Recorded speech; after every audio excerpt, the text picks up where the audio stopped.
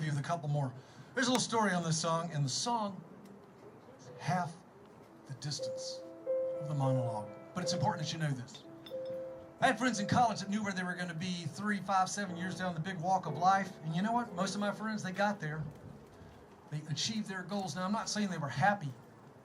That's a different lesson. That's a sermon. Happy is a sermon. More like joy. That's a sermon that you write and you get up in the morning and you preach that sermon to yourself as you look in the mirror, and then you go out and you put in, because a lot of joy comes from putting in. It's a story about two brothers. This is all historically verifiable, accurate, all that kind of stuff. One brother had a life that fell out very neat and tidy, and it's true, we live in a day and age where some people's gifts are more easily employed than others. But the lines fell in pleasant places, as it says in Scripture. The lines fell in pleasant places for this brother. Other brother, a younger brother, not so much. Wasn't for lack of smarts, wasn't for lack of trying, wasn't for lack of passion. He just couldn't seem to find his place in the world, this younger brother. But he's a passionate individual, so what he did was he attached himself to the church. He was a Dutchman, and he worked for the church in the capacity as a social worker. The church sent him over to France, and he worked in a poor mining province over there among a poor constituency of folks who were miners and their families.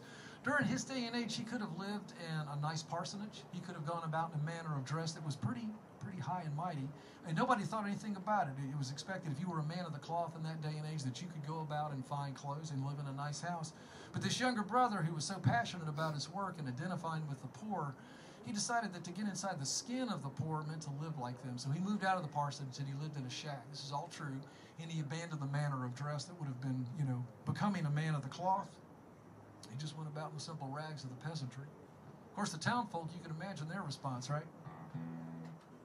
They loved him for his identification with their plight and their suffering.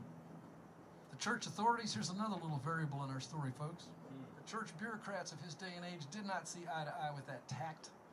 They actually thought he was desecrating the holy office, and so they booted him. He didn't do that gig very long. He got fired. And so the younger brother, who's just trying so hard to find his place in the world, depends on his older brother for a gift.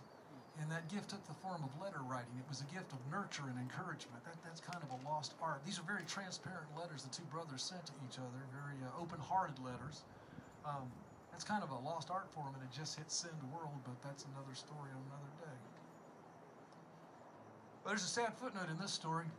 They say love conquers all. Not in this one. Younger brother died by his own hand. At an early age, took his own life. Never sold a single painting. He had become a painter, picked up a paintbrush when he was right after he got fired from his church gig. He never had a painting class in his life, but he painted his heart out for the rest of his life. Never sold a picture, but everybody in these grounds tonight, everybody in this great city, the extended city of Los Angeles, everybody in this great state of California, we have all been made better people. Anytime, even if just for a few minutes, our eyes have fallen upon a piece of work by Vincent van Gogh. That's who this was. And this song is called Skin. It's told from the perspective of the older brother. All the great hymns were written in 6/8. If you were Charles Wesley or Isaac Watts, and you needed a hit on Sunday, 6/8's where you were going. Of course, all the great romantic dances, too. This is also an interesting case. Minuets and waltzes, they're also written in 6/8 time. So if you want to fall in love with the Lord or the next best thing, you're going to be 6/8. 1, 2.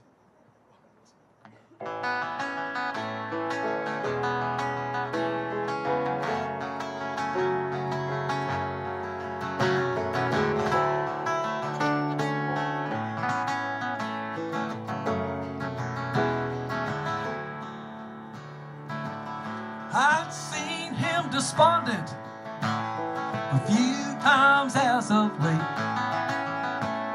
Sometimes the answer that love gives is the hardest one to take.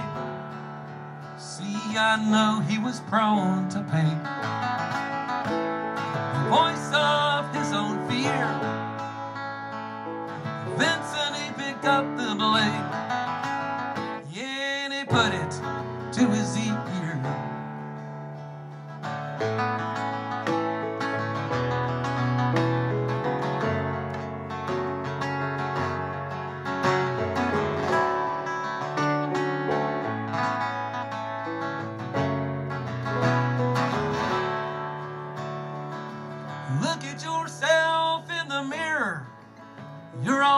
rumpled, red, stubbled, and gaunt.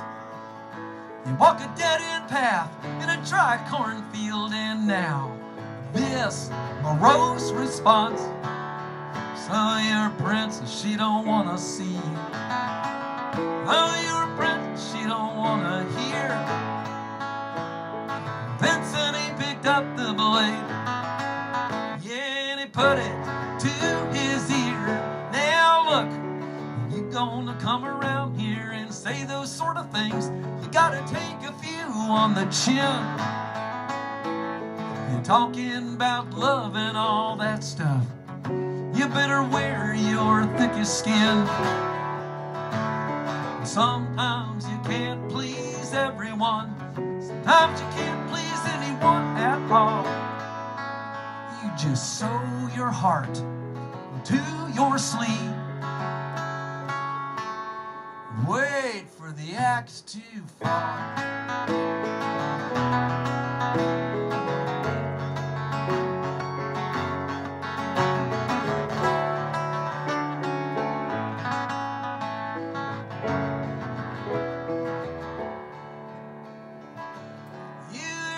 Paintbrush, and you there with paper and pen. Yeah, we all got some kind of instrument. Play 'em loud, play 'em long to the end. And you know we come with our empty hands. You don't come at all. Deal your best hand out in that marketplace, and you let the chips fall. Well, the package may come wrapped up. There is a lesson here. Vincent, he picked up the blade, and he put it to his ear. Now look, you gonna come around here and say those sort of things, you gotta take a few on the chin. Talking about sin and redemption, you better wear your thickest skin. Sometimes you can't please everyone, sometimes you can't please anyone at all. You just sew your heart to your sleeve. You wait for the axe to fall.